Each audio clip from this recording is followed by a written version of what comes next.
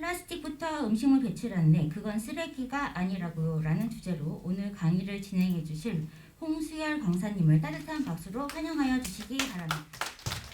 네, 소개받은 자원순환 사회경제연구소 홍수열 소장이고요. 쓰레기 박사, 줄여서 스박으로 불리고 있습니다. 앞으로 그냥 편안하게 쓰레기 박사라고 저를 불러주시면 됩니다. 오늘은 쓰레기 문제에 대해서 제가 전반적으로 한번 살펴볼 텐데요. 많은 분들이 궁금해 하시는 거, 올바른 분리배출 방법이라고 하는 게 무엇인가 라고 하는 것들에 대해서 한번 정리를 해드리겠습니다. 요즘 분리배출 정보가 너무 넘쳐서 난리도 아닙니다. 페트병 막이 하나 가지고 왜 이렇게 의견들이 분분한지 모르겠는데요. 그런 부분들 하나하나 설명드릴 텐데요. 툰베리가 얘기를 했습니다. 우리에게 필요한 것은 희망이 아니라 더 많은 행동이다라고요. 쓰레기 문제를 해결하기 위해서는 우리의 더 많은 행동이 필요하고요. 오늘 강의를 통해서 무엇을 행동해야 될 것인지를 많이 가져가 주시기를 부탁드리겠습니다. 환경 문제 일반 먼저 살펴보고 쓰레기 문제 살펴보도록 하겠습니다. 보시는 화면에서 보이나요? 중간에 사람 한 사람 서 있는 거 보이시나요? 사람이 한 사람 서 있습니다. 슈퍼마켓 진열대 복장을 입고 사진을 찍은 것입니다. 중국의 리우 블린이라는 사람의 슈퍼마켓 2라고 하는 작품인데요.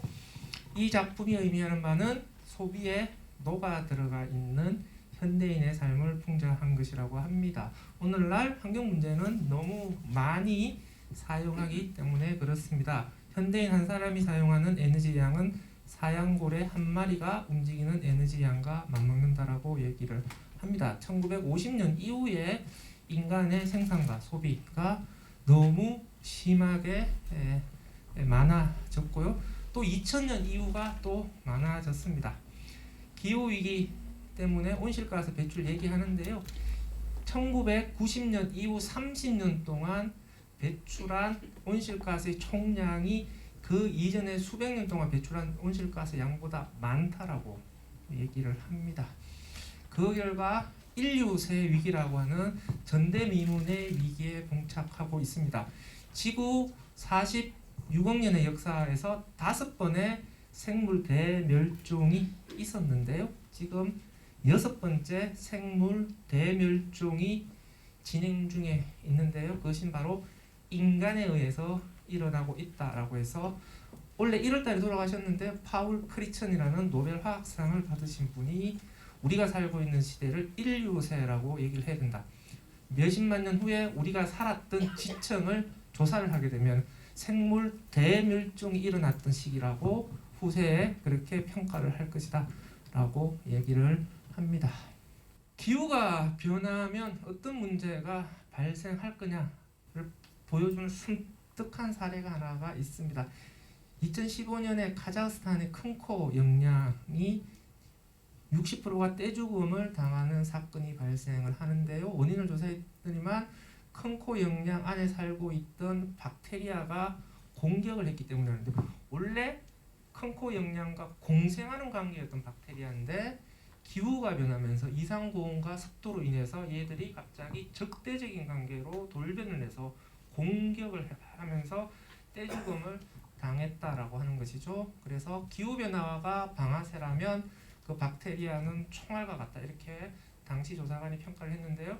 우리 인간의 몸 안에 들어있는 박테리아의 99%는 몰라요. 우리가 파악하고 있는 박테리아는 1%에 불과합니다. 기후가 바뀌었을 때 우리가 공생하고 있는 이 박테리아가 어떤 식의 총알이 되어서 우리한테 날아올지 모릅니다. 그 대가를 우리가 치러야 될 수도 있다라고 하는 것이죠. 계속 공기를 불어넣으면 풍선은 터지게 마련입니다. 우리가 이 상태로 소비를 계속 하다 보면 지구는 견딜 수가 없습니다. 우리 소비의 문제를 극명하게 보여주는 게 패스트 패션이에요. 전통적으로 의류 신상품이 나오는 주기가 6개월에 한 번인데요. 지금은 패스트 패션은 2주마다 한 번씩 신상품이 나와요. 유행의 속도가 빨라지게 되니까 의류 소비가 빨라지는데 요즘은 울트라 패스트 패션이 나와서 일주일마다 한 번씩 옷이 나와요. 그러니까 의류 소비가 빨라지고 의류 쓰레기 문제가 굉장히 심각해진다라는 거죠. 쓰레기 강의를 하다 보면 친환경 재질이니까 괜찮지 않냐라는 얘기를 많이 합니다. 마음껏 써도 되는 친환경 재질은 없습니다. 일회용 비닐봉투가요, 언제 발명이 됐냐면 1960년대 스웨덴에서 발명이 됐어요. 일회용 비닐봉투를 발명한 사람이 일회용 비닐봉투를 발명한 이유는 슈퍼마켓에서 사람들이 일회용 종이봉투를 남용하는 거 보고 충격을 받아서 이렇게 일회용 종이봉투를 쓰레기다가는 숲이 남아나질 않겠다. 나무를 보호하기 위해서 일회용 비닐봉투를 개발했어요. 60년이 지난 시점에 일회용 비닐봉투가 문제라고 하니까 다시 종이봉투 쓰자 이렇게 얘기를 합니다. 60년 전 문제로 되돌아가는 거예요. 문제는 종이냐 비닐이냐가 아니라 앞에 있는 단어가 문제예요. 일회용이라고 하는 이 일회용 소비 자체를 통제할 이 수단이나 전략 없는 상태에서 마치 재질만 바꾸면 마음껏 써도 된다라고 하는 것은 소비자에게 잘못된 신호를 불러일으킨다라고 하는 것이죠. 순환경제라고 하는 것은 자원을 계속 돌려쓰면서 천연자원의 투입과 쓰레기 배출을 최소화시킨 경제를 순환경제라고 얘기하고요. 정반대편에 있는 게 선형경제입니다. 물질의 흐름이 직선의 흐름이다. 자원을 캐고 쓰고 버리기만 하는 낭비적인 경제다라고 하는 것이죠. 그러니까 자원을 캐기만 하니까 자원 고갈이 문제가 발생할 거고 쓰레기로 계속 버려버리니까 쓰레기 문제가 발생할 겁니다. 그래서 이 문제를 해결하기 위해서 순환경제로 가자라고 하는 건데 중간에 재활용 경제라고 있어요. 자원을 캐서 사용하고 재활용을 한 다음에 버려요. 근데 재활용을 하는데 물질 흐름이 선형경제의 물질 흐름과 바뀐 게 없어요. 왜? 재활용을 한 번만 하고 버려버리니까 결국 바뀐 게 없다라고 하는 것이죠. 쓰레기 문제가 재활용을 통해서 해결이 되는 게 아니에요. 이 재활용은 쓰레기 문제를 해결하는 것이 아니라 쓰레기 문제를 잠시 늦춘 것에 불과합니다. 우리가 하고 있는 지금 재활용이 이 상태라고 하는 것이죠. 그래서 이 불완전한 재활용을 완전한 형태의 재활용을 어떻게 바꿀 거냐라고 하는 것이 관건이 되겠습니다. 자, 페트병을 한번 예로 들어 볼까요? 페트병을 소비를 해서 페트병 분리 배출을 하면은 이것을 재생원료로 만드는 다음에 다시 페트병을 만들어야 돼요. 이게 닫힌고리 재활용이고 순환경제의 순환이에요. 그런데 지금 우리는 페트병을 재생원료 만든 다음에 자 이것을 섬유로 만들어요. 섬유로 만드는 것도 좋아요. 문제는 이렇게 만들어진 섬유가 재활용이 안 돼요. 섬유가 섬유로 재활용이 안 됩니다. 이렇게 만들어지고 난데 한 번 재활용한 다음에 그냥 쓰레기를 버려져 버려요. 이런 걸 열린 고리 재활용이라고 합니다. 재활용 경제의 재활용인 것이죠. 지금 우리가 페트병 가지고 장섬유 만들어서 막 옷 만들고 하는 것에 대해서 소비자들이 그렇게 박수 쳐주면 안 돼요. 저는 안 된다라고 생각을 합니다. 왜냐하면 패스트 패션 업체들이 섬유 업체들이 자기들 패스트 패션으로 인해서 발생되는 의류 쓰레기 문제를 은폐하는 도구로 페트병 재생 섬유를 이용하고 있어요. 그러니까 진짜 환경을 생각하고 쓰레기 문제에 해결하려고 한다면 섬유 업체들이나 패스트 패션 업체들이 섬유를 다시 섬유로 재활용할 수 있는 기술을 개발하고 시설을 설치해서 재활용을 할 수 있어야 돼요. 그렇게 해서 이 섬유조차도 재활용되는 구조가 만들어지게 되면 페트병이 어떤 식으로 재활용되든지 간에 계속 순환되는 고리가 만들어집니다. 이렇게 순환의 고리가 끊어지지 않도록 만들어줘야 우리가 순환경제로 갈 수 있다라고 하는 겁니다. 그래서 재활용이라고 하는 것은 단면만 보면 안 되고 전체를 봐야 된다라고 하는 겁니다. 순환경제는 자원고갈의 문제 때문에 발생을 했는데요. 지금 자원순환이라고 얘기를 하다가 지금 우리가 순환경제라고 얘기를 합니다. 이 차이를 사람들이 잘 느끼지를 못하고 있는데 굉장히 중요한 차이가 있어요. 순환에 앞 뒤에 경제가 붙었어요. 순환에 경제가 붙었다라고 하는 것은 경제가 산업계가 이 자원순환의 필요성을 받아들였다라고 하는 것을 보여주는데 앞으로 산업의 표준이 바뀔 겁니다. 산업의 표준이 바뀐다는 것은 어떤 의미냐면요. 재생원료를 사용하지 않는 제품은 물건을 팔아먹기 힘든 시대가 오고 있어요. 그러면 고품질의 안정적인 재생원료를 공급하지 못하는 사회, 국가, 산업은 산업 경쟁력을 잃어버리게 됩니다. 그러니까 순환경제를 구축한다라고 하는 것은 미래의 산업 경쟁력을 확보한다는 측면에서 굉장히 중요해요. 그래서 순환경제는 단순히 환경의 문제가 아니라 산업의 문제예요. 산업에 사활이 걸려있는 문제니까 지금 순환경제 구축을 위해서 사실은 국가가 총력을 기울여야 될 사안이다. 이렇게 이해를 합니다. 자, 플라스틱 문제를 한번 볼까요? 플라스틱은 결국 너무 많이 써서 문제죠. 1950년에 전 세계 플라스틱 생산량이 200만 톤인데요.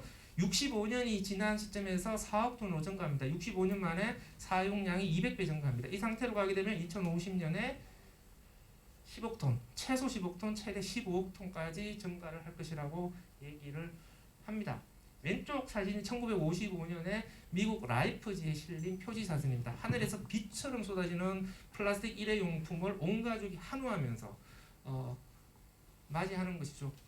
플라스틱 산업의 아주 장밋빛 미래가 반영되어 있는 그런 그 사진이라고 볼 수 있는데, 재밌는 것은 50년대 플라스틱 일회용품이 나왔어요. 그래가지고 플라스틱 산업이 야 이제 우리 떼돈을 벌겠구나 라고 생각을 하는데 당황을 한 거예요. 왜? 사람들이 일회용품이니까 한 번 쓰고 버려야 되는데 안 버리는 거예요. 인류 역사상 서민들이 물건을 한 번 쓰고 버리는 소비를 경험해 본 적이 없어요. 그러니까 자꾸 재사용을 해버리는 거예요. 자꾸. 그래서 플라스틱 산업이 모여가지고 결의를 다집니다. 플라스틱의 미래는 쓰레기통에 있다. 사람들이 한 번 쓰고 버리는 소비 문화에 익숙해지도록 대대적인 캠페인을 벌여야 된다. 그런 결의가 반영된 게 이런 사진이에요. 주부 여러분, 설거지의 시대는 끝났습니다. 한 번 쓰고 버리세요. 이렇게 홍보를 하는 것이죠. 이렇게 해서 70년이 지난 현재 시점에서 어떻습니까? 낯설기만 했던 일회용이 낯설기만 했던 70년 전의 사회와 비교해서 지금은 다회용기를 들고 다니는 게 오히려 낯설고 이상한 시대로 와버렸다라고 하는 겁니다. 67년에 나온 영화 졸업이에요. 이 졸업을 플라스틱을 화출하는 것은 영화에서 나왔던 단 한마디 대사 때문에 그렇습니다. 취업을 고민하는 젊은이에게 사업을 하는 아빠가 이렇게 얘기를 해요. 자, 일로 와봐. Just one word. 한마디만 해줄게. 플라스틱이야. 야, 닥치고 플라스틱 업체로 취직해. 그러면 먹고 사는데 걱정이 없을 거야. 이미 60년이 되게 되면 플라스틱이 유망한 산업으로 자리를 잡았다라고 하는 걸 볼 수가 있습니다. 1989년이 되게 되면 플라스틱이 철강 생산량을 드디어 앞지르기 시작합니다. 인간이 사용하는 물질 1로 등극을 하게 되고 그 격차는 더 크게 벌어지고요. 70년의 플라스틱 사용의 역사에서 보게 되면 2000년 이후에 20년 동안 사용한 양이 그 전에 50년 동안 사용한 양보다 훨씬 더 많아요. 우리가 지금 플라스틱 사용량이 점점 더 기하급수적으로 증가한다라고 하는 걸 볼 수가 있습니다. 2019년 기준으로 플라스틱 생산과 쓰레기 처리에서 발생되는 온실가스가 약 9억 톤입니다. 500메가와트짜리 석탄 화력 발전소 약 190개를 돌리는 것과 마찬가지죠. 9억 톤이 어느 정도 양이냐면 우리나라가 1년에 배출하는 이산화탄소의 총량이 7억 톤이에요. 전 세계 플라스틱 산업에서 배출되는 온실가스의 양이 우리나라가 1년 동안 배출하는 온실가스 총량보다 많다라고 하는 것을 보여줍니다. 65년 동안 83억 톤의 플라스틱을 생산했고 이 중에서 58억 톤이 쓰레기로 나왔는데요. 단 9%만이 재활용이 되었다라고 합니다. 인간이 사용하는 물질 중에서 이렇게 재활용이 안 되는 물질이 없어요. 재활용을 잘한다라고 하는 독일도 플라스틱으로 들어가게 되면은 재활용률이 38%에 불과합니다.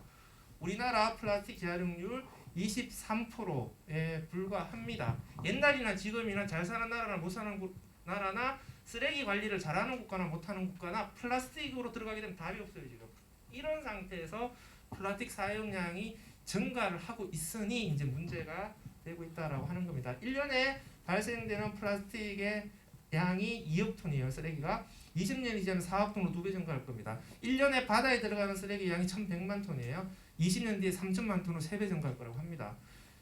65년 동안 인간이 바다에 밀어넣었던 쓰레기 양이 1억 5천만 톤인데 20년 후에는 6억 5천만 톤으로 4배 증가할 거라고 합니다. 왜? 문제가 기하급수적으로 증가하고 있다라고 하는 겁니다. 강이에요. 투기된 쓰레기들이 비가 오면 강으로 다 흘러들어가서 플라스틱 강이 되어 버린다라고 하는 것이죠. 이러다 보니 바다가 플라스틱 쓰레기로 몸살을 앓게 됩니다. 플라스틱이 바다로 가게 되면 어떤 문제가 발생하느냐. 첫 번째, 해양 생물들이 피해를 봅니다. 어민들이 그물을 버리게 되면 그물에 걸려서 죽어요. 고기 잡는 어민은 없는데 그물에 걸려서 죽습니다. 이것을 유령어업이라고 합니다. 우리나라 해수부 자료 보니까 우리나라 어업 생산량의 10% 정도가 이 유령어업 때문에 손실을 당하고 있다. 이런 얘기까지 나옵니다. 플라스틱 조각으로 해서 생물들이 또 피해를 이렇게 본다는 것이. 두 번째, 먹어요. 이게 미역이잖아요. 옆에 붙은 게 플라스틱이에요. 바다에 살고 있는 애들은 이 둘을 구분을 못합니다. 비닐봉투잖아요. 고래나 거북이는 이것을 해파리로 인식을 해요. 그러니까 먹습니다. 플라스틱을 먹고 어떻게 해요? 죽는 거죠. 알바트로스 샌데요. 바다에 가서 먹이를 주워가서 새끼한테 먹이는데 플라스틱을 먹이로 착각해서 자기 새끼한테 먹이는 거죠. 이렇게 먹은 새끼새가 당연히 죽겠죠. 이렇게 죽은 알바트로스 새끼새 한 마리에서 나온 플라스틱 조각을 모아놓은 겁니다. 비닐 먹고 죽은 고래의 위장입니다. 비닐이 위장이 가득 차죠. 먹이를 못 먹고 굶어 죽습니다. 여기까지가 이제 바다 플라스틱으로 인해서 해양 생물이 피해예요. 여기서 끝나면 좋겠지만 여기서 더 끝나지 않습니다. 더 나가죠. 뭐예요? 이제 미세 플라스틱 문제가 드디어 등장을 하게 됩니다. 플라스틱이 바다에서 계속 쪼개집니다. 우리가 옷을 세탁하면 섬유 조각이 떨어져 나가요. 자동차를 타고 다니면 타이어 분진이 나와요. 도로에 페인트 칠을 하면 페인트 조각들이 떨어져 나와요. 이런 것들이 다 미세 플라스틱으로 분류가 됩니다. 이런 것들이 다 바다로 흘러 들어가요. 바다로 흘러 들어가게 되면 이놈들이 가만히 있냐면 그게 해양 생물들의 몸으로 들어갑니다. 아주 작기 때문에. 이 작은 것들이 해양 생물 몸으로 들어와서 어디로 오냐, 결국 생태계 먹이사슬을 통해서 인간의 몸까지 들어오죠. 플라스틱이 몸 안에 들어오면 어떻게 될까요? 어떻게 될까요? 소화가 안 되니까 몸 밖으로 빠져 나갑니다. 오늘 저녁에 가셔서 페트병 뚜껑을 한번 드셔보시면 내일 아침에 나오는 것을 볼 수가 있습니다. 그런데 문제는 초미세 플라스틱이에요. 크기가 마이크로 단위인 초미세 플라스틱까지 가게 되면 이놈이 몸에 들어오면 소화가 안 돼서 몸 밖으로 빠져나가는 것이 아니라 너무 작기 때문에 우리 세포벽을 뚫고 들어와요. 미국에서 시체 함부를 해부를 했는데 장기 47곳에서 미세 플라스틱이 검출돼서 어떻게 돼? 이놈이 혈관벽을 뚫고 들어와서 혈액을 다 온몸을 퍼진 거예요. 그러니까 우리 몸에 점점 더 플라스틱이 쌓여가고 있다. 1주일에 우리가 먹는 플라스틱의 양이 5g, 신용카드 한 장 분량, 한 달에 21g, 칫솔 1개 분량이라는 연구 결과도 나온 적이 있습니다. 자, 두 번째, 플라스틱이 바다를 떠돌아다니는 이놈이 바닷물에 있는 중금속 같은 오염 물질들 다 흡착시켜버려요. 그러니까 미세 플라스틱이 생물체 몸 안으로 들어온다라고 하는 것은 바다에 있는 오염 물질이 다 들어온다는 거예요. 오염 물질의 생체 유입 농도, 속도 이런 것들이 빨라진다. 세 번째, 플라스틱이 바다에서 쪼개진다라고 하는 것은 미세 플라스틱이 된다는 것뿐만 아니라 플라스틱 안에 들어가 있는 첨가제가 바다에 유출된다는 건데요. 이 첨가제가 뭐지? 그냥 굉장히 플라스틱 얘기할 때 굉장히 많이 듣는 얘기예요. 환경 호르몬. 비스페놀이라든지 프탈레이트 같은 것들, 환경 호르몬이라고 하는데 이것들이 다 플라스틱 안에 들어가 있는 첨가제예요. 그러니까 바다에 플라스틱이 쪼개졌을 때 이런 첨가제들이 바다로 유출되면서 결국 인간에까지 들어오게 된다. 뭐 이런 문제들을 이야기합니다. 자, 한국의 쓰레기 문제 한번 싹 훑어보는데 그냥 요것만 설명드릴게요. 그냥 쓰레기 대란 위기입니다. 반복되고 있어요. 왜? 일단 쓰레기 처리 시설이 부족합니다. 쓰레기 발생량은 계속 증가하는데 주민 민원 때문에 처리 시설을 짓지를 못하고 있어요. 그러다 보니까 어느 순간 처리 시설이 절대적으로 부족한 상황까지 와버렸어요. 소각이나 매립을 할 수 없으면 재활용이라도 잘해야 되는데 지금 재활용 시장이 굉장히 불안정합니다. 물건을 만들어도 재활용을 해도 잘 안 팔려요.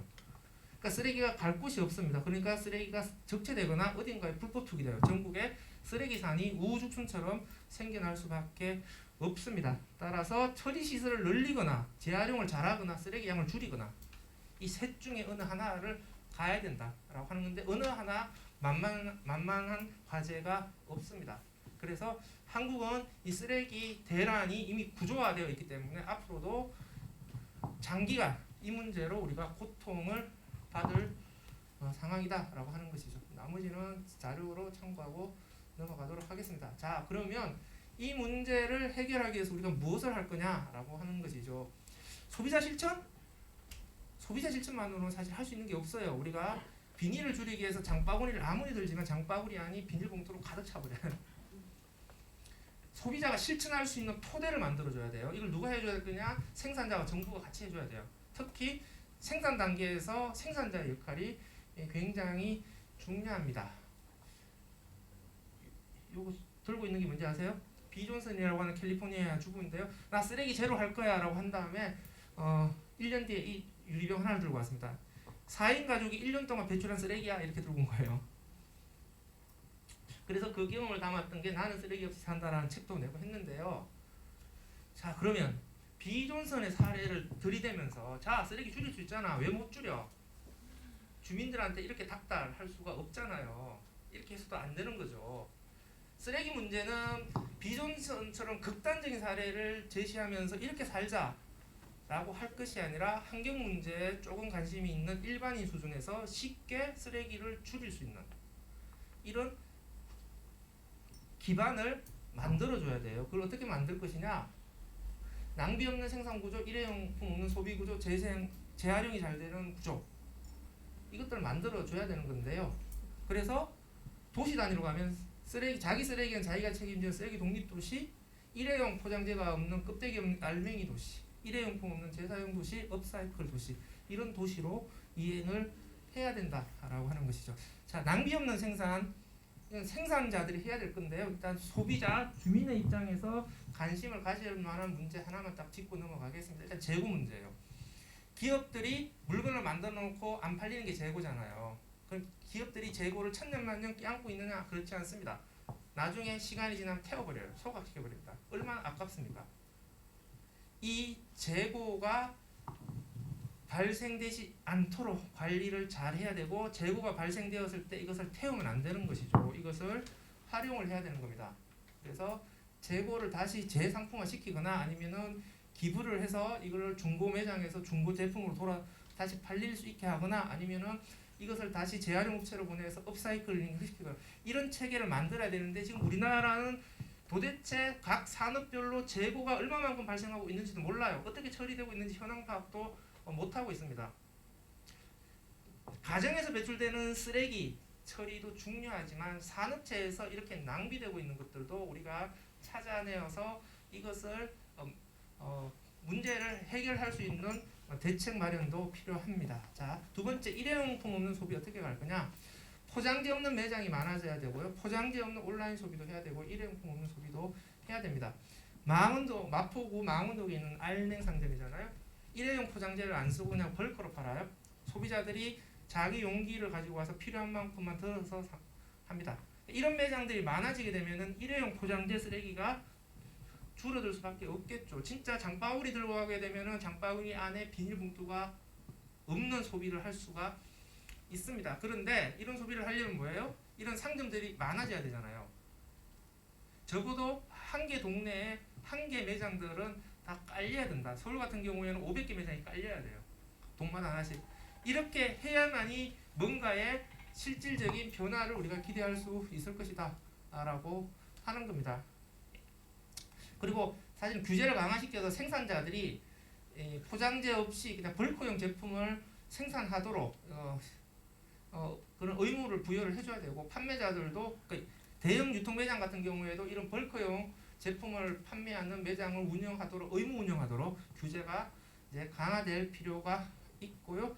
지자체나 정부에서도 관련돼서 이런 일회용품을 줄이기 위한 혹은 포장재 없는 매장이 활성화될 수 있는 지원을 어떻게 할 것이냐는 걸 고민을 해야 되고, 이건 온라인 소비 같은 경우에도 일회용이 아니라 다회 용기로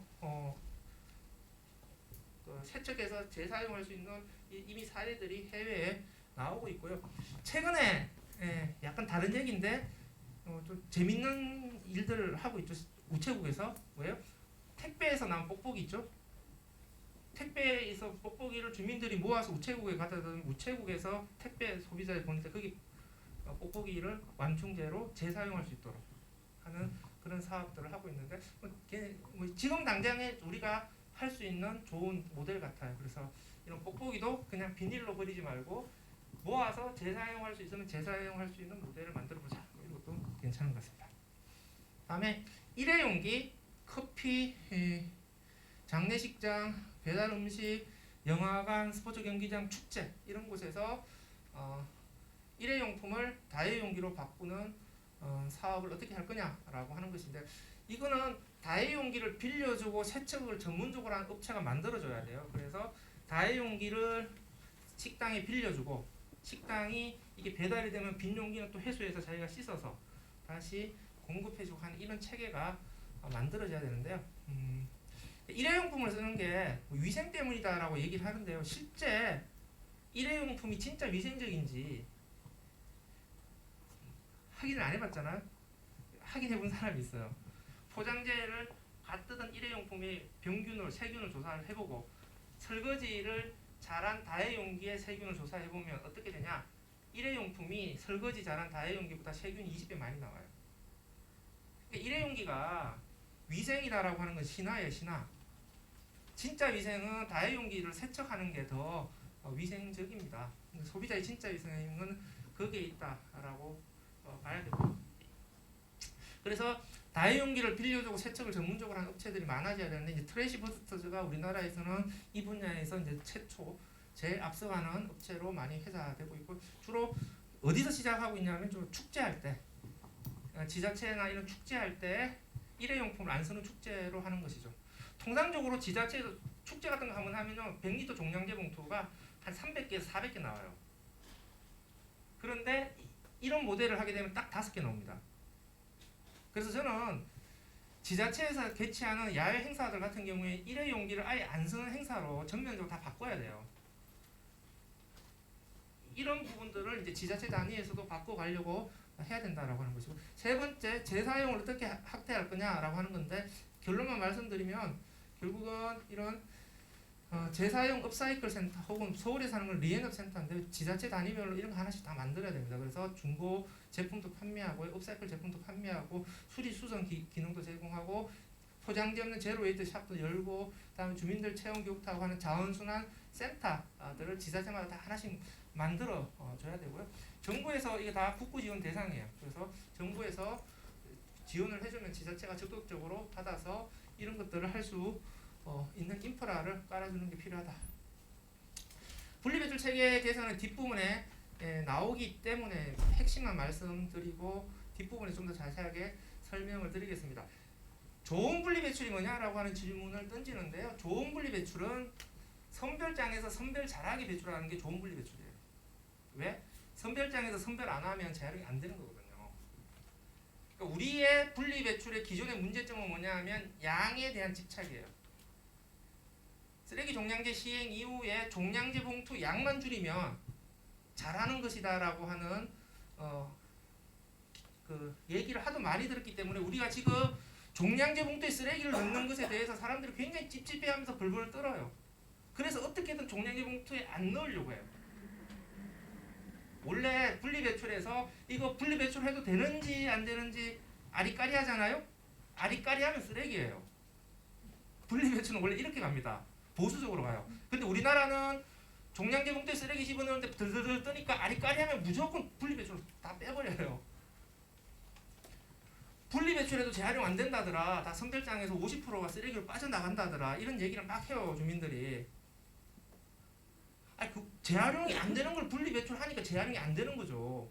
그러니까 이렇게 분리배출을 해놓고 왜 재활용 안 되냐고 따지는 거는 잘못된 얘기예요. 그래서 많이 분리배출하는 게 좋은 게 아니라 정확하게 분리배출하는 게 좋은 겁니다. 정확하게 분리배출을 어떻게 해야 되느냐, 이거와 관련해서 일단 분리배출 체계도 한번 우리가 근본적으로 고민을 해봐야 됩니다. 그러니까 선별해서 재활용할 수 있는 것들은 주택가는 문 앞에 배출하고 아파트는 그냥 거점에서 배출하면 됩니다. 이게 일반 분리배출 체계예요. 그러니까 일반 분리배출 체계에서 중요한 거는 소비자들이 선별장에서 선별할 수 있는 품목을 정확하게 알도록, 그래서 주민들이 이것을 알 수 있도록 주민들에 대한 정보 제공을 어떻게 잘해줄 거냐, 팜플렛으로 안 돼요. 온라인 기반의 정보 제공 시스템을 깔아줘야 돼요. 그런데 우리가 가정에서 나오는 많은 쓰레기 중에서는 재활용이 충분히 가능한 재질임에도 불구하고 선별장에서 선별할 수 없는 것들도 많아요. 왜냐하면 부피가 작은 것들은 선별장에서 일일이 선별을 못해요. 이런 것들은 결국 거점에서 모아줘야 돼요.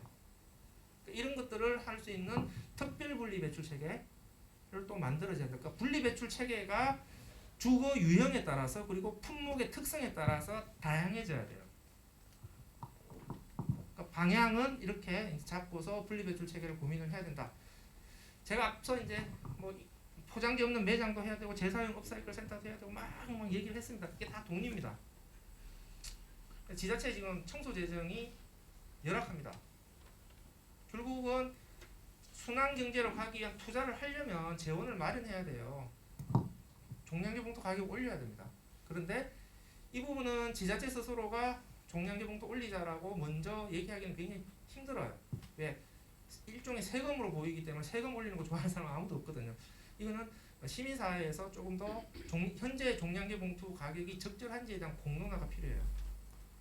그래서 이 공론회장에서 논의한 다음에 그러니까 종량제 봉투 가격을 올려서 쓰레기 처리비 제대로 내고 그에 따르는 혜택을 주민들이 받자. 조금 더 깨끗한 도시 만들고 재사용이 잘 되는 도시 만들자. 거기 위한 종량제 봉투 가격을 올리되 거기에 필요한 인프라를 제대로 깔자. 이런 식의 논의 구조를 만들어주는 것이 필요하다라고 생각합니다. 전국에 2018년 기준으로 주민 부담률이 32%밖에 안 돼요. 처리비가 100원 들어가는데 주민들이 32원밖에 안 낸다는 소리예요. 70원은 지자체 재정으로 메꾸고 있어요. 이러다 보니 지자체가 뭔가를 할 수가 없어요. 지금 청소 재정이 어렵기 때문에. 다음에 탈플라스틱은 제가 좀 설명 넘어가겠습니다. 자, 그러면 쓰레기는 어떻게 처리가 될 거냐? 일단은 쭉 5가지가 있는데 일단 생소한 게 유해 폐기물이잖아요. 그러니까 생활계 유해 폐기물, 폐농약, 폐의약품, 수온압류 폐기물 이 3가지를 생활계 유해 폐기물이라고 하는데요. 폐농약 아실 거고 폐의약품 아실 거고 수온압류 폐기물이 이제 제일 궁금하실 겁니다. 그럼 수온압류 폐기물 어떤 것이냐? 가정에서 나오는 쓰레기 중에서 수온이 들어가 있는 가장 대표적인 쓰레기 폐형광등입니다. 모든 형광등 안에는 수온이 들어가 있어요. 수온이 없는 형광등은 없습니다. 그러니까 여러분들은 형광등 교체했을 때 절대 깨트리면 안 돼요. 형광등 안에는 수온이 가스 형태로 들어가 있어요. 깨트리는 순간 수온가스가 바로 올라옵니다. 마시게 돼요. 그래서 형광등은 절대 깨트리지 말고 원형 그대로 교체한 다음에 형광등 분리수거함에 안전한 상태로 분리배출하셔야 되고 혹시라도 깨트리잖아요. 그러면 분리배출의 의미가 사라집니다. 두꺼운 종이를 잘 싸셔서 종량제 봉투로 넣으셔야 됩니다. 두 번째로 수온이 들어가 있는 경우가 가로등입니다. 이건 이제 주민들이 문제가 아니라 지자체의 문제가 되는 것이죠. 그래서 지자체가 그동안에 사실은 이 가로등 관련해서 다 깨뜨렸어요. 전국의 모든 지자체들, 도로공사도. 근데 지금 뭐 폐기물 관리법이 강화되기 때문에 올해 하반기부터는 가로등 깨뜨리면 안 됩니다. 수온이 들어가 있는 것들 다 수온을 처리할 수 있는 시설로 보내야 돼요. 다음에 건전지인데 이게 건전지는 그냥 수온이 들어가 있다라고 많이 교육을 받으셨는데 우리가 쓰는 건전지 중에서 수온이 들어간 건전지는 없다라고 보시면 됩니다. 다 무수온 건전지예요. 우리가 사용하는 건전지 중에서 수온이 들어가 있는 경우 딱 하나 있어요. 보청기에 사용되는 공기 아연전지. 그런데 법적으로 보청기에 사용되는 공기 아연전지는 관리 대상이 아닙니다. 분리배출 대상이 아니에요 지금. 그래서 이 가장 유해하다고 하는 이 공기 아연전지를 어떻게 관리할 것인가는 앞으로의 과제입니다. 저는 개인적으로는 공기 아연전지가 굉장히 비싸거든요. 한 개 그냥 10,000원 정도 해요. 그래서 부피도 작고 비싸기 때문에 이거는 분리 배출 방법으로는 관리가 안 돼요. 보증금 해야 돼요. 저 건전지 하나에 1,000원 정도 보증금 매겨가지고 그냥 판매점에서 갖고 오게 해야 돼요. 이렇게 하지 않으면은 이것은 관리가 되지 않습니다. 넘어가겠고요. 그럼 자 이제 분리배출과 선별을 보겠습니다. 일단 용어 사용. 주민들 입장에서는 재활용품은 분리배출하시는 거예요. 분리수거하시는 게 아니에요. 분리수거는 지자체가 하는 역할이에요. 그래서 야 우리 분리수거 하러 가자라고 하시면 지자체가 해야 될 역할 내가 하겠다라고 하는 굉장히 훌륭하신 일을 하시는 거예요. 그게 아니고 야 우리 분리배출을 잘하자, 분리배출을 하러 가자, 지자체 보고 분리수거 잘해, 이렇게 용어 사용을 하셔야 되는 것이죠. 공동주택 같은 경우에는 정해진 요일에 정해진 거점에서 합니다. 그래서 요일별 거점 배출 방식이라고 하고요. 품목 분류는 이렇게 되어 있는데 제일 지금 애매한 것이 중소형 가전제품입니다. 요즘 전자제품들이 다 소형화되고 있잖아요. 이거 어떻게 버려야 될지가 지금 되게 애매해요. 그 손선풍기 같은 거, 휴대용 선풍기 같은 거 어떻게 버려야 되는, 이런 질문 저한테 물어도 제가 답변하기가 굉장히 어렵습니다. 실제 그냥 아파트 같은 경우에는 플라스틱 집어 넣어버리면 플라스틱 선별장에서 선별을 해요. 근데 폐기물 관리법상은 그 불법이에요. 그래서 공식적으로 주민들에게 그렇게 안내할 수가 없어요. 원래 지금 환경부가 생산자와 같이 해서 구축해줘야 될 게 뭐냐 하면 이 중소형 전자제품만 따로 수거하는 수거함을 깔아야 돼요. 그러니까 형광등 건전지처럼, 형광등 건전지 수거함처럼 그 수거함 옆에 소형 폐가전 제품들을 그 수거하는 수거함을 깔아서 이쪽으로 갖다 버리세요라고 우리가 안내를 할 수 있어야 되는데 지금 이게 제대로 안 되고 있어요. 그래서 이 부분은 조금 여전히 정책의 사각지대, 논란의 대상이다라고 하는 것이고, 그다음에 작년 12월 25일부터 투명 페트병은 플라스틱과 분리해서 따로 아파트에서는 배출하도록 되어 있는데요. 뒷부분이 나오지만 여기서는 투명 음료 생수병만 해당이 됩니다. 식용유 기름병, 샴푸 세제병, 올리고당 같은 병, 양념통, 그다음에 그 자동차 뭐 첨가제 이런 거 다 투명한 페트병이라고 하더라도 이 페트병은 투명 페트병이 섞으면 안 되고 플라스틱으로 버려야 돼요. 음료하고 생수하고 하나 더 봐주면 간장통까지는 허용해 줍니다. 그래서 투명한 음료 생수병만 분리배출 대상이다, 이렇게 보시면 되겠고요. 자, 주택가입니다. 주택가의 경우에는 요일별 문전 배출 방식입니다. 원칙이죠. 정해진 요일에 문전에 배출하자라고 하는 것인데요. 이렇게 이제 일단 배출하는 것을 표준으로 보고요. 일단 그림만 일단 눈에 담아두세요. 뒷부분에 제가 다시 설명을 드리겠습니다. 저는 개인적으로는 좀 거점에서 모으는 방식들이 조금 더 많아져야 된다라고 생각을 합니다. 그래서 거점으로 형광등 건전지 정도만 우리가 거점에서 모으는데 그 형광등 건전지뿐만 아니라 그 품목들이 좀 더 다양해져야 되고요. 일본에서 보게 되면 여기 식칼도 따로 모아요. 원래 이게 맞습니다. 예. 식칼 같은 경우에는 분리배출하게 되면 잘못하면 수거하시는 분들이 사고를 당할 수가 있기 때문에 그것을 따로 모아 관리해주는 시스템으로 가는 게 맞는 거죠. 자, 이렇게 되면은 이제 혼합해서 이렇게 수거를 하는데요. 지금 이런 차량의 수거 방식의 문제는 뭐냐면 미화원들의 노동 강도가 너무 세져요. 왜? 산처럼 높아지잖아요. 그러면 이렇게 던져야 되잖아요.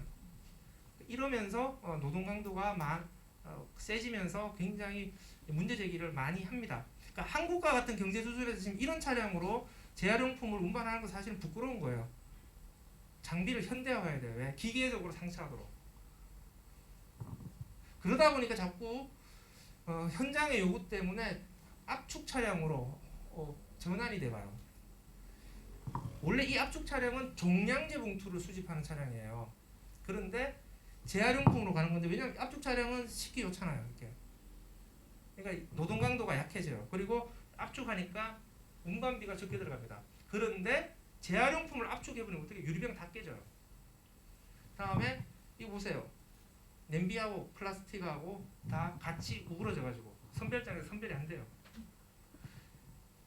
재활용품은 수집하는 단계에서 압축하면 안 돼요. 원형에 손대면 안 돼요. 왜? 선별장에서 선별을 해야만이 재활용되기 때문에 컨베이어 벨트 위로 올라 전까지는 원형에 손대면 안 됩니다. 그러니까 압축 차량을 사용하는 것은 재활용률을 떨어뜨리는 요인들이 된다라고 하는 것이죠.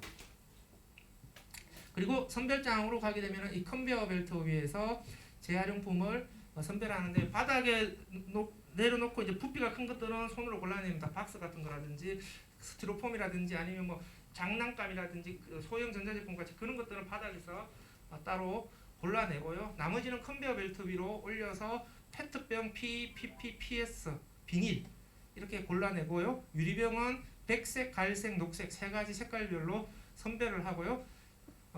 보철 같은 경우에는 자석 필터가 돌아가요. 자석 필터가 돌아가면서 철은 다 잡아내고 나머지 알루미늄 캔 같은 건 다시 손으로 잡아냅니다. 이런 식으로 재질별, 품목별로 선별되는 과정을 거칩니다. 자, 이렇게 해서 분리배출, 수집, 선별의 과정들을 제가 쭉 설명을 드렸는데 어쨌든 재활용이 되려면 선별장에서 선별이 돼야만이 재활용이 된다고 했잖아요. 그래서 좋은 배출이란 선별이 잘 되게 하는 게 좋은 배출이라고 했죠. 자, 그러면 선별이 잘 되게 하는 좋은 배출이라는 게 뭐냐라고 하는 것들을 지금 설명드렸던 선별장에서의 작업 방식들을 생각하면서 한번 생각을 해보자고요. 첫 번째, 위생입니다. 우리가 왜 씻어서 버려야 되냐. 지금 요새 이런 사람들이 있어요. 야, 플라스틱 같은 경우에 플라스틱 재활용 업체에서 씻는다며. 플라스틱 재활용 업체에서 씻는데 우리가 왜 씻어서 버려야 돼? 이렇게 얘기하는 사람이 있어요. 우리가 씻어야 되는 이유 자체는 재활용도 재활용이지만 그 앞단에서 수거 선별 과정에서 재활용은 작업자가 손과 접촉하는 과정이죠. 우리가 더럽게 버리면 그 일하시는 분들의 위생 환경이 너무 나빠집니다. 오죽하면은 선별장에서 선별하시는 분이 잘 걸리는 직업병이 손톱 곰팡이라고 얘기를 하겠습니까? 그러니까 깨끗하게 버리는 것은 그냥 분리배출하는 사람이 기본 예의예요. 그러니까 배출한다라고 하는 게 중요한 것이 아니라 깨끗하게 배출을 해야 분리배출을 임무를 제대로 완수하는 것이 되는 것이죠. 두 번째, 안전이에요. 깨진 유리조각 같은 거 재활용품을 배출해버리면 어떻게 되냐면 컨베이어 벨트가 빠르게 진행하는 곳에서 선별하다 유리에 찔려요. 굉장히 빈번하게 일어난 사고입니다. 선별하시는 분들한테. 그래서 선별하시는 분들에게 안전사고를 유발할 수 있는 것들은 분리배출하시면 안 돼요. 세 번째, 효율입니다. 컨베이어 벨트 위에서 재활용품을 선별하려면 비닐에 당겨서 오면 비닐 통째로 선별을 못해요. 비닐을 뜯어서 안에 있는 내용물을 컨베이어 벨트 위에 쏟아야 선별이 될 거 아니에요. 그러면 우리가 비닐봉투를 많이 쓰게 되면 그 비닐봉투를 일일이 다 뜯어야 되니까 작업이 굉장히 번거로워집니다. 자, 주택가 지역에서 페트병, 캔, 유리병, 플라스틱, 종이팩 이런 식으로 따로따로 다 분리한 다음에 따로 봉투에 담아서 배출하게 되면 이게 좋은 거냐? 선별장 입장에서는 안 좋아요. 그냥 컨베이어 벨트 위로 올라갈 것은 투명한 봉투에 그냥 한꺼번에 담아주는 게 선별장 입장에서 훨씬 더 좋습니다. 한 번만 뜯으면 되잖아요. 그래서 세분류 분리 배출 방식이 아니에요. 주택가 지역은 중분류 통합 배출 방식으로 가져야 되고요. 여기서 한 걸음 더 나가면 이건 좀 논란이 되겠지만 저는 일단 뭐 자원순환 마을 만들기 정도의 시범 사업을 통해서 한번 시험을 하면서 확대해 가야 된다고 생각하는데요. 재활용 전용 봉투제도 도입해야 됩니다. 그러니까 종량제 봉투 판매하는 곳에서 재활용품을 배출할 수 있는 전용 봉투도 같이 팔아야 돼요. 근데 종량제 봉투는 처리비가 들어가기 때문에 비싸고요. 재활용품은 공짜잖아요. 그러니까 그냥 봉투 원가만 받으면 되겠죠. 그래서 투명한 재활용 전용 봉투 제도가 도입이 돼야 돼요. 왜 이게 중요하냐면 재활용품 분리 배출에 있어서 원칙과 기준이 만들어지는 겁니다. 사람들이 재활용품 분리 배출에 있어서 저마다 자기 비닐봉투나 자기 용기를 쓰게 되면 질서가 안 잡혀요. 그러다 보니까 골목길이 더러워집니다. 그래서 재활용품 분리 배출의 질서를 잡기 위해서는 저는 일반 쓰레기 종량제 봉투처럼 재활용품은 전용 봉투다. 그러니까 이런 식으로 기준을 잡아줘서 이것들이 주민들이 수용하도록 하는 절차를 거치는 것이 필요하다고 생각하고요. 컨베이어 벨트 위로 선별을 하잖아요. 사람이 일단 이번적으로 가장 보편적으로 많이 하는 건 손으로 선별하는 거거든요. 그러니까 어떻게 해요? 부피가 작으면 선별하기 어렵습니다. 그러니까 제발 좀 비닐 딱지 접지 마시라고. 딱지 접는 게 좋은 게 아니에요. 선별을 더 어렵게 만듭니다. 그리고 캔 마시고 발로 밟지 마세요. 자꾸 왜 이런 챌린지라든지 이런 게 나오는지 모르겠어요. 음료수 캔 있잖아요. 음료수 캔 다 알루미늄 캔이거든요. 자석에도 안 붙어요. 그러니까 발로 밟으면 얼마나 잘 쪼그라져. 이렇게 쪼그라져 버리면 컨베이어 벨트에서 골라내기 힘들어요. 그러니까 음료는 세척만 잘하셔서 원형 그대로 배출하시면 돼요. 그러니까 잘한다고 뭐 했다가 더 요거 들면 꼴이 된다는 거죠. 자, 품목별 재활용 체계 한번 살펴보겠습니다. 종이를 물에 풀어서 다시 재활용하거든요. 그 물에 안 풀어지면 재활용이 어려워요. 물에 안 풀어지게 하는 게 뭐예요? 비닐 씌우는 거예요. 그래서 코팅된 종이는 쓰레기로 버려야 돼요. 코팅된 종이는 폐지에 섞어서 버리면 어차피 제재에 쌓여서 쓰레기로 빠져나와요. 그래서 어떻게 하냐? 종이 버릴 때 손으로 찢어 보셔야 돼요. 찢어서 비닐이 일어나면 어떻게 해야 되냐? 쓰레기로 버리시거나, 쓰레기로 버리기 싫으면은 종이에 붙어 있는 비닐을 뜯어내시거나. 뭐 시간 많으시면 뜯어내는 것도 괜찮습니다. 이렇게 한 다음에 순수 종이만 분리 배출을 할 수 있도록 해야 되고요. 코팅된 것들 중에서 분리 배출하라고 하는 것은 우유팩이에요. 종이팩. 근데 역시 양면에 비닐이 코팅되어 있기 때문에 이것도 폐지하고 섞으면 안 돼요. 따로 수거를 해야 돼요. 어떻게 할 거냐?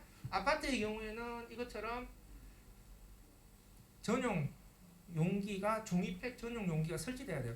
저 이거 의무화 시켜야 된다고 생각해요. 모든 아파트는. 이게 안 돼요, 지금. 왜 아파트라고 해서 자율로 맡겨두는지 이해가 안 된다.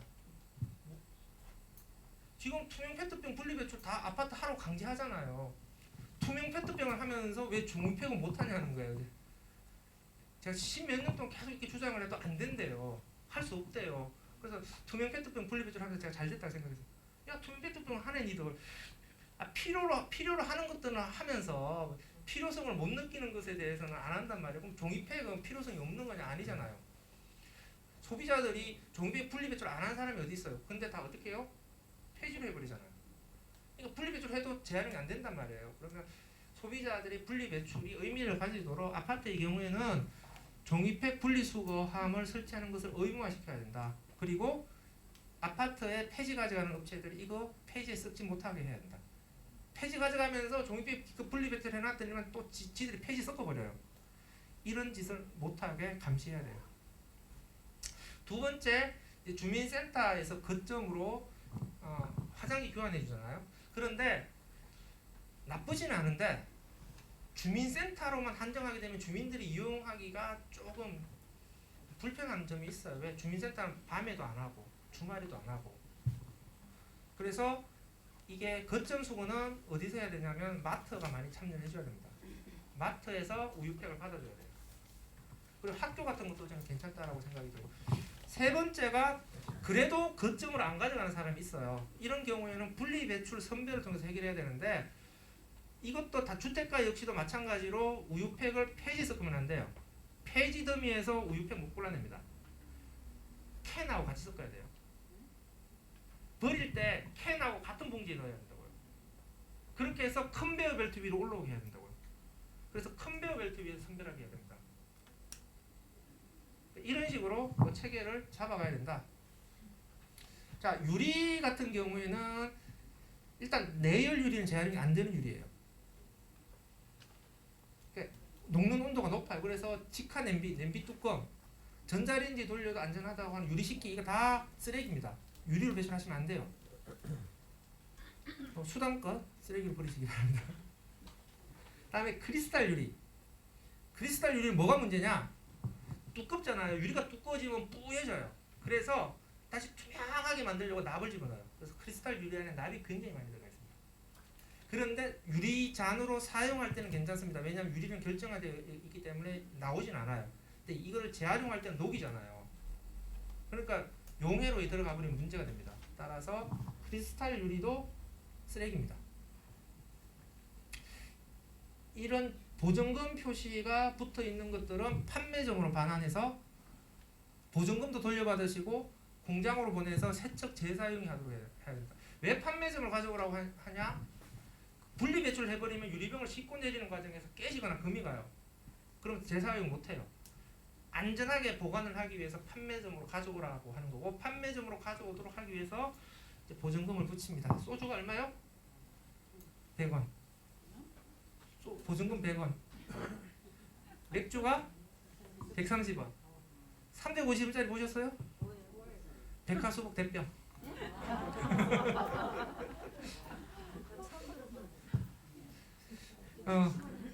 보증금 표시가 안 붙어 있는 것들은 이제 분리배출하면 백색, 갈색, 녹색 이렇게 세 가지 색깔들을 선별한 다음에 녹여서 다시 유리병을 만드는데 요즘 화장품이나 와인병 같이 색깔이 다양한 유리병들이 많아서 유리병 재활용에 어려움을 초래를 합니다. 자, 플라스틱은 일단 재질별로 선별해야 되는데 현재 보편적으로 재활용되는 재질은 가정에서 쓰는 플라스틱 중에서 분리배출했을 때 재활용되는 재질은 페트, PP, PS까지입니다. PVC는 안 됩니다. 기타 재질은 조금 애매합니다. 뒷부분에서 설명드리고요. 그다음에 요게 그다음에 형태가 있어요. 딱딱한 것들, 공기가 들어간 것들, 판으로 되어 있는 것들, 비닐로 되어 있는 형태별로도 분리를 해야 돼요. 그리고 심지어 색깔까지도 선별을 해줘야 돼요. 그럼 선별해야 될 가지수가 막 엄청나게 증가합니다. 이러니까 플라스틱 재활용이 어려워요.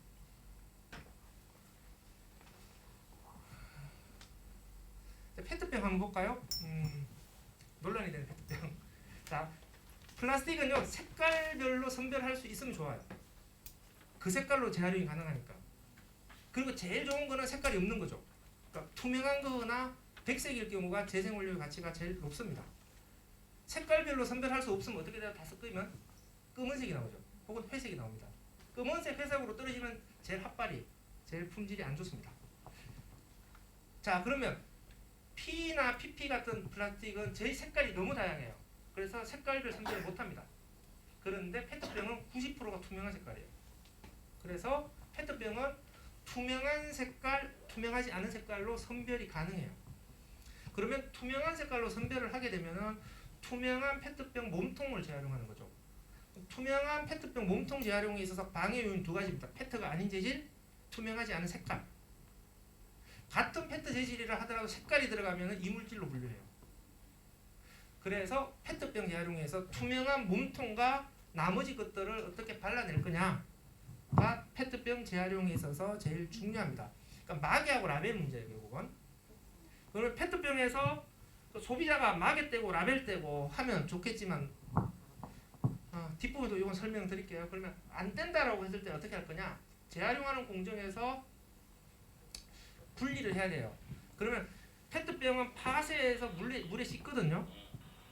씻을 때 페트병은 물에 묵었기 때문에 가라앉아요. 마개는 PE 재질이기 때문에 물에 떠요. 접착제가 붙어있는 라벨도 PP 재질이기 때문에 물에 떠요. 그러니까 막 페트병을 통째로 갈아서 씻으려고 물에 씻을 때 페트병을 싹 가라앉고 마개하고 라벨은 싹 물에 떠요.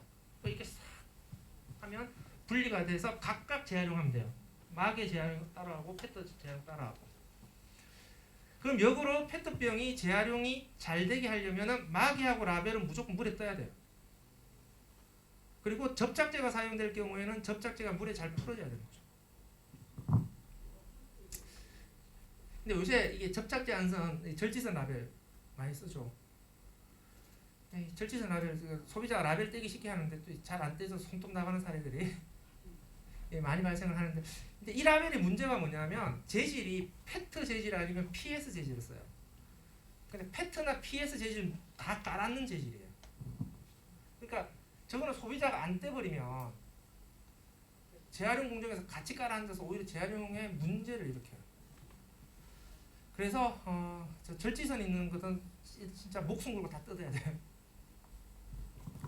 그런 이유 때문에 그리고요 접착제를 사용한 라벨이 떼기 쉽다라고 하는 건데 그것도 생각하기 나름이에요. 이런 식으로 손잡이 두면 접착제를 사용한 라벨이라 하더라도 떼기가 쉽습니다. 아까 얘기했죠. 투명 페트병, 생수 음료병만 해당된다는 거고. 다음에 또 많이 들어오는 질문이 그 주스병 중에 주둥이가 하얗잖아요. 주둥이 하얀데 저거 다른 색깔 아니냐, 주둥이 자르고 버려야 되는 거 아니냐, 이런 질문 많이 들어오는데 자르실 필요 없어요. 같은 재질이에요.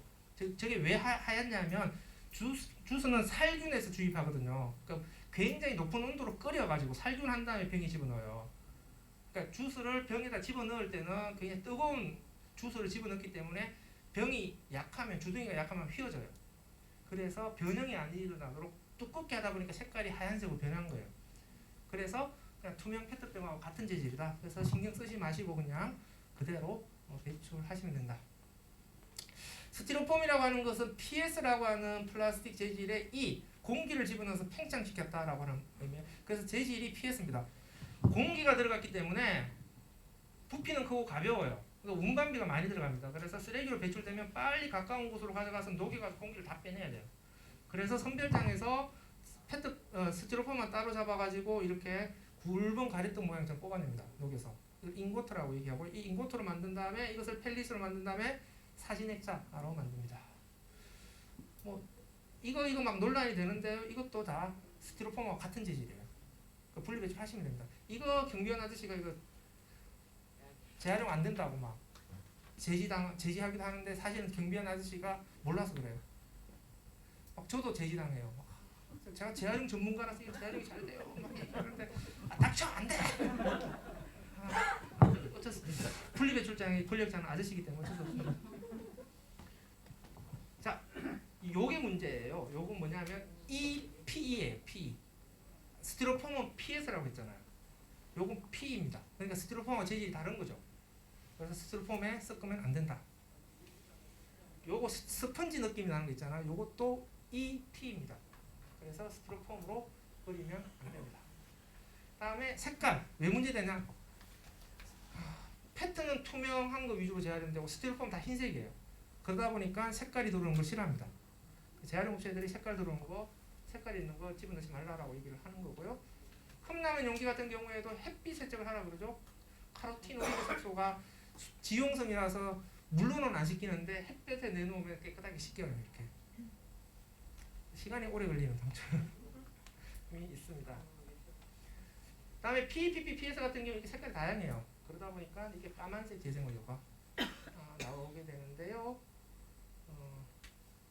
요새 배달 음식 용기 관련해서 배달 음식 용기는 대부분 다 PP예요. 근데 PP는 색깔 부분을 안 한다 그랬잖아요. 색깔이 너무 다양하기 때문에 PP로만 선별해서 녹여서 재활용한다 그랬습니다. 자, 그러면 배달 음식을 배달 용기를 쓰레기로 배출할 때 일단 세척을 해야 될 거 아니에요. 음식을 담았으니까. 근데 음식을 고춧가루기 때문에 국물 자국이 배익이 돼요. 국물 자국이 100% 제거가 안 됩니다. 자, 이런 경우에 쓰레기로 버려야 될까요? 분리 배출을 해야 될까요? 요즘 인터넷상에서 국물 자국이 배어 있는 것은 재활용이 되지 않기 때문에 쓰레기로 버려야 된다. 심지어 배달의 민족 직원도 이렇게 버린대요. 쓰레기로. 그러니까 배달의 민족 직원 불러다 혼냈어요. 니들이 잘못 알고 있으면 어떡하냐. 국물 자국이 배어 있어도 분리 배출 하시면 됩니다. 왜? PP는 색깔 선별을 못한다 그랬잖아요.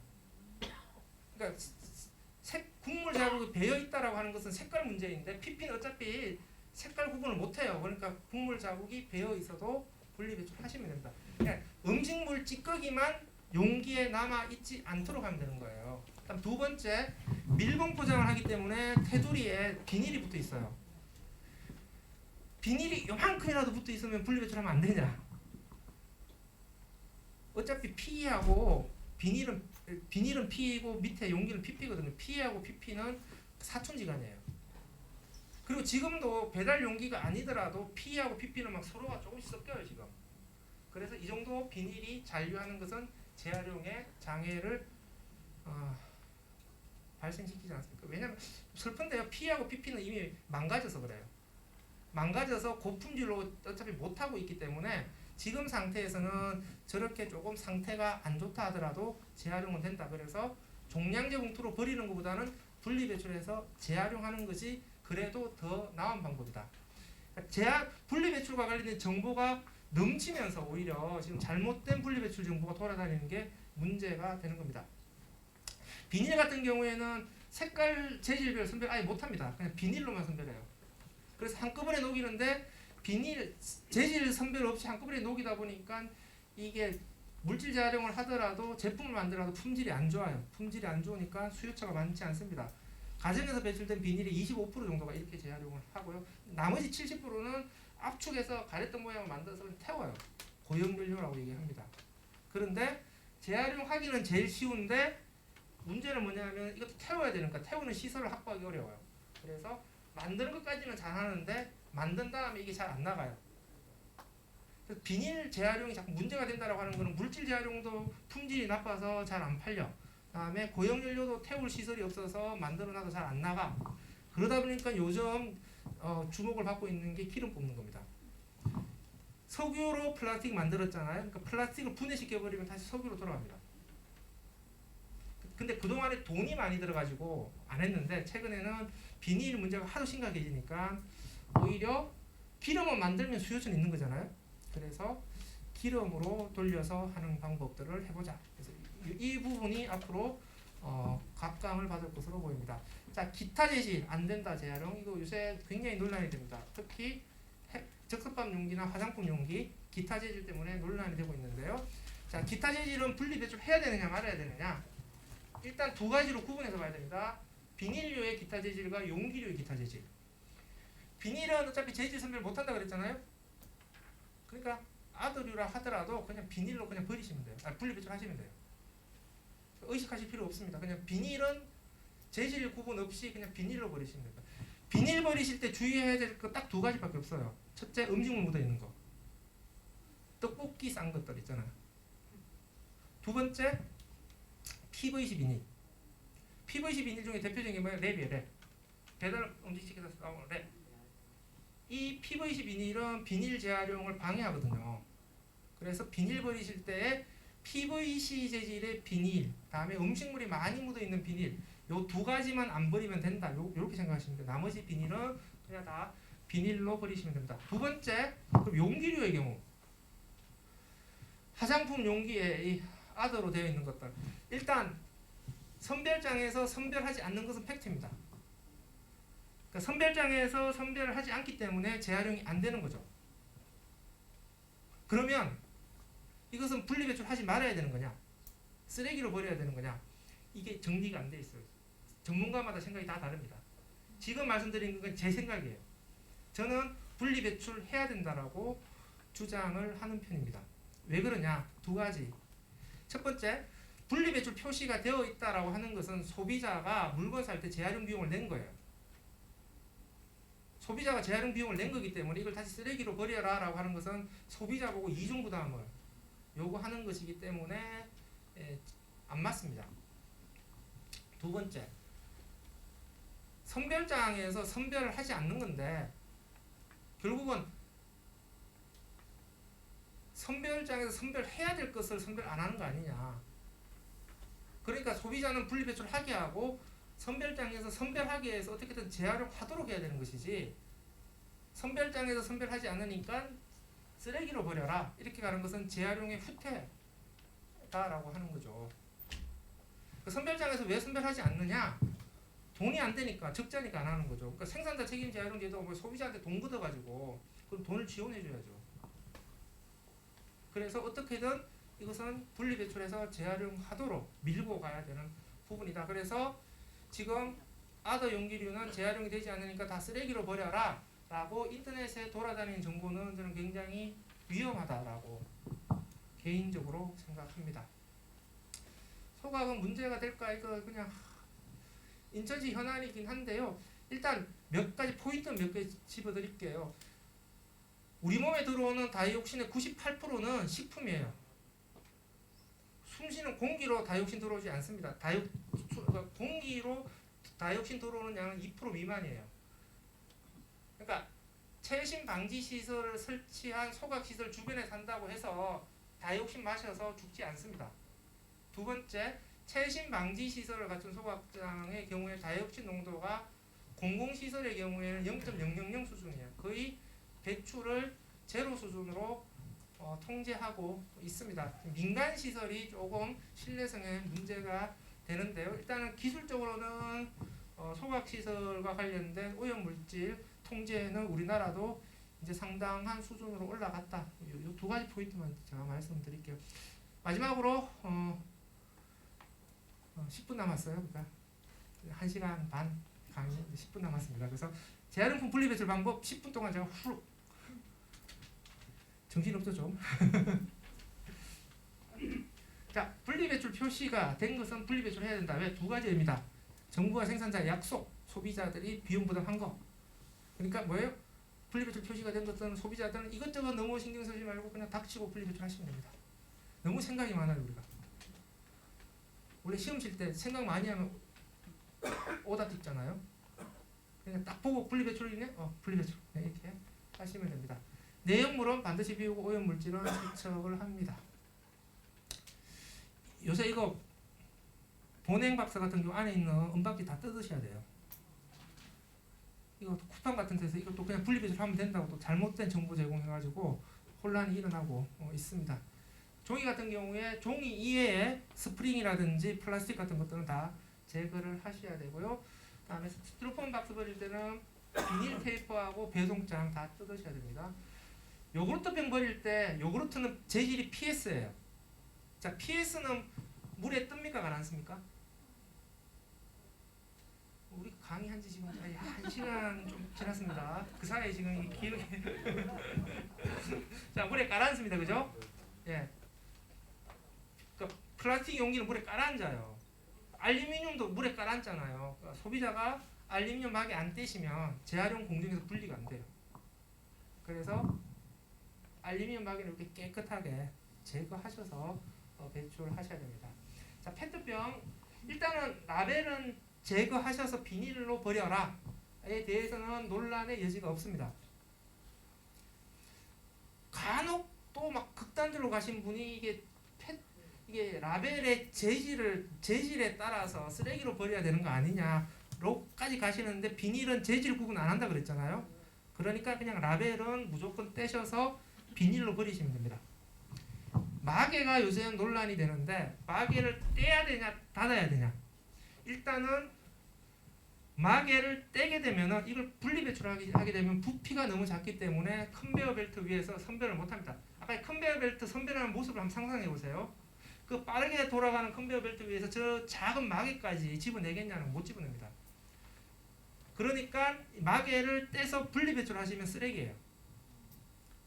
다만 마개만 따로 모으는 프로그램이 있으면은 마개를 떼서 배출하시면 됩니다. 그러니까 마개를 떼서 배출하는 것의 전제는 마개만 따로 모으는 프로그램이 있냐 없냐예요. 이게 있으면 마개를 떼서 마개만 따로 모으는 것이 훨씬 더 좋습니다. 그런데 그런 것들이 많이 없기 때문에 이 경우에는 이제 마개를 닫아서 배출하라라고 얘기를 하는데요. 마개를 닫을 때 그러니까 이 상태로 닫아서 배출하면 안 되는 거죠. 왜? 선별장에서 선별을 해야 되는데 이렇게 마개를 닫아버리면 선별장에서 압축이 안 돼요. 그러니까 일단 먼저 압축을 한 다음에 발로 밟아서 압축을 한 다음에 마개를 닫아서 배출을 하시면 됩니다. 왜? 마개는 물에 잘 뜬다 그랬잖아요. 그러니까 선별장에 페트병 재활용하는 업체에 가면은 마개는 물에 다 뜨니까 물에 뜬 마개만 싹 모아서 페트병 재활용한 업체에서 재활용을 해요. 그래서 이게 마개까지 재활용을 더 잘할 수 있는 방법이다. 그러니까 마개를 닫아서 배출하는 거니까 당연히 뭐예요? 마개링 또 제거하실 필요 없습니다. 마개링 막 뜯어야 된다고 가위로 막 씨름하는데 그럴 필요 없어요. 그냥 다 한꺼번에 배출하시면 됩니다. 다만 펌프 마개는 떼셔야 돼요. 왜? 펌프 마개는 밑에 스프링이 있어요. 페트병을 재활용하는 업체에서 이 파쇄를 해야 되는데 스프링의 철 때문에 파쇄기 칼날이 상합니다. 그래서 페트병 재활용하는 업체에서 펌프 마개는 못 들어오게 해요. 그러니까 다른 마개는 다 닿는데 펌프 마개는 떼서 쓰레기로 버려야 합니다. 유리병 마개 닫아야 되냐 떼야 되냐. 소주병은 마개를 닫아서 배출합니다. 왜? 소주병은 씻어서 재사용하잖아요. 그러니까 병 주둥이를 보호해줘야 돼요. 유리병을 재활용하는 경우에는 용해로에 녹여서 재활용하잖아요. 그러니까 유리 이외에는 이물질이에요. 그러니까 떼는 게 원칙이죠. 그래서 소주병은 유리를 보호해줘야 되기 때문에 마개를 닫아줘야 된다. 그런데 소주 마시다가 마개 잃어버릴 수도 있잖아요. 그러면 또 막 마개 찾아야 된다고 너무 그렇게 막 하실 필요 없어요. 소주병은 마개 닫는 게 중요한 게 아니고 판매점으로 반환하는 게 제일 중요해요. 판매점으로 반환하면 그게 플라스틱 박스에 보관하기 때문에 막이 없어도 괜찮아요. 그냥 막에는 일종의 이중의 안정장치 정도의 개념입니다. 그다음에 우산 버리실 때 우산천 뜯기 싫으면 쓰레기예요. 분리배출 하시려면 우산천 뜯어서 천은 쓰레기, 우산 살은 금속으로 분리배출하는 겁니다. 그런데 식칼, 드라이버, 프라이팬, 냄비, 이 손잡이 부분들 플라스틱 묻어 있잖아요. 이걸 그럼 망치로 다 떼야 되냐? 힘들잖아요. 그러니까 이런 경우에는 그냥 그대로 고철로 버리시라. 이렇게 우리가 얘기를 합니다. 캔막에는 건드리실 필요 없어요.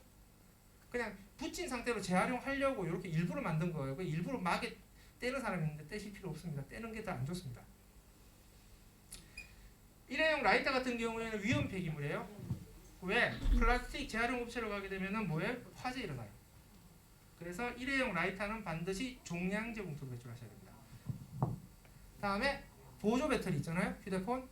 보조 배터리 케이스가 플라스틱이라고 해서 막 플라스틱으로 버리는데 큰일 납니다. 왜냐하면 보조 배터리는 리튬 배터리잖아요. 리튬 배터리는 폭발이 일어나요. 충격을 받으면. 그럼 플라스틱 재활용하는 업체에서 얘들이 폭발해서 화재 일으켜요. 그래서 휴대폰 보조 배터리는 어디로? 건전지 버리는 항으로 버리시면 건전지 재활용하는 업체에서 휴대폰 따로 선별해서 리튬 배터리로 재활용을 합니다. 다음에 부탄가스통은 펀칭기가 있는 경우에는 펀칭기가 구멍을 뚫어서 잔류가스를 제거하는 게 원칙이고요. 이거 없는 경우에 못으로 뚫으라고 하는데 잘못하면 또 안전사고 일어나니까 요새는 그렇게 안 해요. 그래서 그냥 환기가 잘 되는 곳으로 가져가서 노즐을 손으로 눌러서 잔류가스를 제거하고 버려라 이렇게 얘기를 합니다. 그러니까 이제 자꾸 구멍 뚫으라고 못 찾으실 필요는 없습니다. 그냥 노즐 눌러서 잘 하시면 됩니다. 다음 칼날이라든지 바늘류라든지 이런 것들은 잘못하면 안전사고를 유발합니다. 따라서 이런 것들은 두꺼운 종이로 잘 싸셔서 종량제 봉투로 배출을 하시면 되겠습니다. 재활용되지 않는 것들 유리, 크리스탈, 냄비 뚜껑, 크리스탈 유리, 믹서기 요 위에 있는 게 재활용되는 유리일 수도 있고 재활용 안 되는 유리일 수도 있어요. 이게 뭐예요? 이게 대표적인 아리까리예요. 아리까리면 뭐라 그랬어요? 쓰레기입니다. 다음에 거울도 재활용 안 되고 사기그릇 재활용 안 됩니다. 아파트 유리병인데요. 이게 얼마나 우리가 잘못 버리고 있는지를 볼 수가 있죠. 플라스틱, 멜라민 수지는 재활용 안 되는 플라스틱이에요. 그 식기로 쓰이는 거 있잖아요. 도자기 느낌이 나는 거 이거 다 재활용이 안 되는 플라스틱입니다. 요거 알약하고 껌 압박 포장인데요. 요거 은박지 때문에 재활용 안 된다고 아셔가지고 은박지 벗겨서 분리배출 하시는 분 계시는데 그러실 필요 없어요. 어차피 안 돼요. 그냥 쓰레기입니다. 왜냐하면 은박지를 벗겨도 거기 플라스틱이 PVC예요. 재활용 안 되는 재질이에요. 지금 그냥 시원하게 그냥 쓰레기로 그냥 던지시면 됩니다. 다음에 볼펜이나 빨대 같은 거 왜 안 돼요? 크기가 작아서 선별이 안 됩니다. 중학생이 막 볼펜 회사에 질문했더니만 그 볼펜 회사 직원이 막 볼펜을 분해한 다음에 그 스프링은 고철로 버리고 뭐 심은 쓰레기로 버리고 그 끝은 플라스틱으로 분리배출하라고 이렇게 잘못 알려줬어요. 안 돼요. 어차피 재활용 안 됩니다. 다음에 부피가 작은 장난감도 재활용 안 돼요. 그러니까 대개 한 손바닥 정도 보시고 손바닥보다 큰 것들은 플라스틱으로 분리배출하시면은 이것들만 따로 선별장에 선별해서 전문 재활용 업체로 보내요. 근데 부피가 작은 것들은 선별이 어렵기 때문에 그냥 쓰레기로 버리시는 게 좋습니다. 왕구류, 문구류 이런 거 다 재활용 안 됩니다. 다음에 요 아이스팩. 아이스팩에서 우리가 주의하셔야 될 거 아이스팩 안에 들어가 있는 젤이 어떻게 만들어지냐면 아주 작은 플라스틱 알갱이가 수분을 흡수해요. 그럼 얘가 막 몇십 배 커져요. 물을 흡수해서. 그러니까 물을 함유하고 있는 플라스틱 알갱이에요. 그러니까 절대 변기로 버리면 안 되시는 거죠. 그러면 어떻게 버려야 되냐? 통째로 종량제 봉투에 버리시거나 아니면 안에 있는 젤만 짜내서 종량제 봉투에 버리시고 그 비닐은 비닐로 버리시고 이렇게 버리시면 되는데 또 이 젤도 종량제 봉투에 짜내는 게 또 막 종량제 봉투에 버리는 게 또 싫은 거야. 그래서 요새 막 이걸 화분에 막 이렇게 흙하고 섞으면 좋다더라. 심지어 지자체가 이걸 지자체 사업으로 해보자 뭐 이런 얘기가 나와요. 플라스틱 알갱이가 흙에 들어가면 어떻게 돼요? 나중에 미세 플라스틱 문제 일으키는 거잖아요. 그냥 종량제 봉투에 보내서 안전하게 소각 처리하는 게 미세 플라스틱 대책에 있어서는 제일 확실합니다. 그냥 쓰레기로 그냥 버리셔야 되고요. 친환경 아이스팩 같은 경우에는 안에 있는 물이 있기 때문에 그냥 물은 변기로 버리시고 비닐은 비닐로 버리시면 되는데 종이는 뭐예요? 안에 물 들어갔기 때문에 코팅돼 있어요. 재활용 안 됩니다. 이거 쓰레기로 버리셔야 돼요. 고무류 재활용 안 됩니다. 그래서 고무다라이 이거 재활용 안 됩니다. 대형 폐기물 버리셔야 되고 욕실 대야는 재활용이 되는 재질이에요. 고무장갑도 재활용이 당연히 안 됩니다. 다 쓰레기로 버리셔야 되고요. 공 같은 경우나 침구류 같은 경우나 이런 매트류 같은 경우 다 재활용이 안 됩니다. 부피가 크면 뭐 대형 쓰레기, 부피가 적으면 종량제 봉투 이렇게 버리셔야 되고 이거 당연히 이런 것들은 대형 폐기물 버리시거나 대형 폐기물로 버리기 귀찮으면 밤새 가위질을 하셔서 잘라가지고 종량제 봉투에 넣어서 버리시면 되겠습니다. 실리콘 재활용 안 됩니다. 다 쓰레기로 버리셔야 되고요. 카드, 휴대폰 케이스 이런 것들도 다 재활용 안 됩니다. 따지고 보면 재활용 안 되는 것들이 엄청 많죠. 부직포류라든지 이런 것들 다 재활용 안 됩니다. 섬유류 재활용이 안 돼요. 보자기 같은 거 재활용 안 됩니다. 가정용 랩은 재활용이 되고요. 영업용 랩은 재활용이 안 됩니다. 재질이 달라요. 가정용 랩은 PE 재질이고 밖에서 들어오는 랩은 PVC 재질이에요. 이거는 분리배출 하셔도 되고 이건 분리배출 하면 안 돼요. 이래저래 귀찮으시면 그냥 다 쓰레기로 버리세요. 그 슬리퍼라든지 호스 같은 거 이거 다 재활용 안 됩니다. PVC 재질이에요. 여기 좀 왔다 갔다 하는 거 한데 재활용 될 때도 있고 안 될 때도 있는데 일단 지금은 재활용 안 되는 걸 정리하면 되고요. 알루미늄 튜브 용기도 재활용 안 됩니다. 쓰레기로 버리셔야 돼요. 코팅되어 있는 비닐들 분리배출 많이 하시죠? 다 쓰레기로 배출하셔야 됩니다. 영수증유부터 이런 거 다 기름종이 종이호일 다. 폐가전 제품 같은 경우에는 새 제품 사실 때는 역해서 하시면 되고요. 판매자고 가져가라고 하면 되고 그렇지 않을 경우에 1599-0903 무상방문 수거 서비스를 이용하시면 되는데 다만 크기가 작은 것들은 5개 이상 모아야 돼요. 그냥 우직하게 혼자서 5개 모으지 마시고 이웃과 같이 해서 5개 모은 다음에 대표적으로 한 분만 전화하시면 돼요. 다음에 휴대폰의 경우에 나눔 폰 서비스를 이용을 하시면 되고요. 다음에 이제 변기로 버리면 안 되는 것들 대표적인 거 식용유. 잘못하면은 하수 관거를 굳게 만드는, 막히게 만드는 요인들이 되는데 식용유는 지금 고민이에요. 지자체 단위에서 무수히 폐식용유만 따로 모아서 해보자 라고 시도를 많이 했었는데 다 실패를 했어요. 왜? 양이 너무 적어서 한 통을 모으기가 너무 어려워요. 식용유는 시간이 길어지면 산패가 일어나기 때문에 재활용 가치가 떨어집니다. 그래서 지금은 거의 대부분의 지자체에서 폐식용유는 다 포기했는데 제 개인적인 아이디어로는 통닭집이 좀 모아주자. 왜냐하면 통닭집은 치킨집은 식용유가 많이 나오기 때문에 이게 식용유 재활용하는 업체하고 수급업체가 연결이 돼 있어요. 그래서 자기들은 폐식용유를 돈 받고 팔거든요. 그래서 가정에서 식용유 있으면 식용유 통에 좀 모아놨다가 통닭 한 마리 시키고 좀 가져가세요.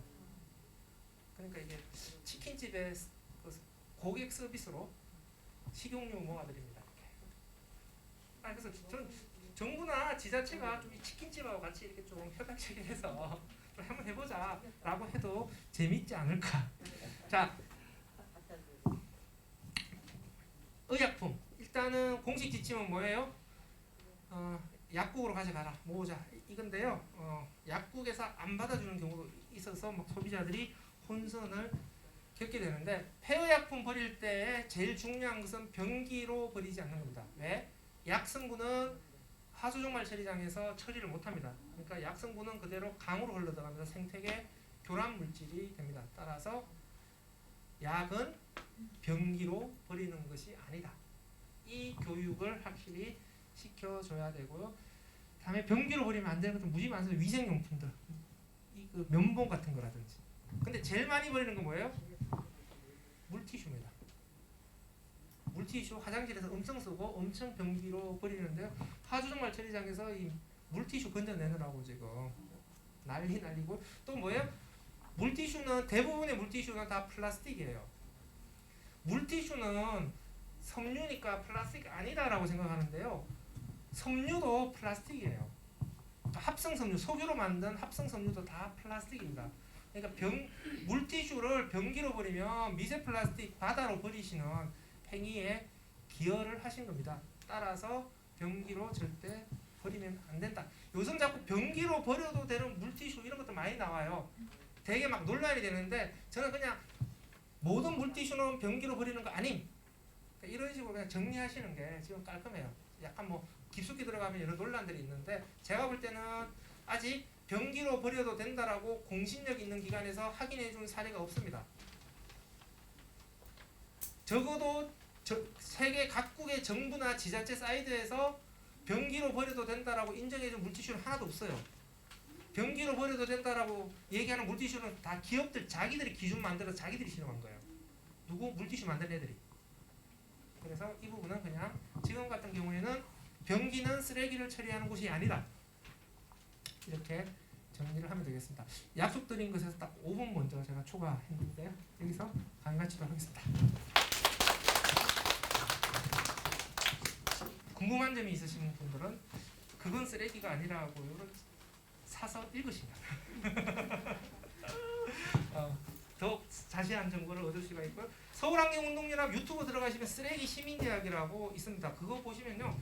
오늘 강의했던 것들 아주 더 자세하게 풀어가지고 지금 강의가 진행되고 있습니다.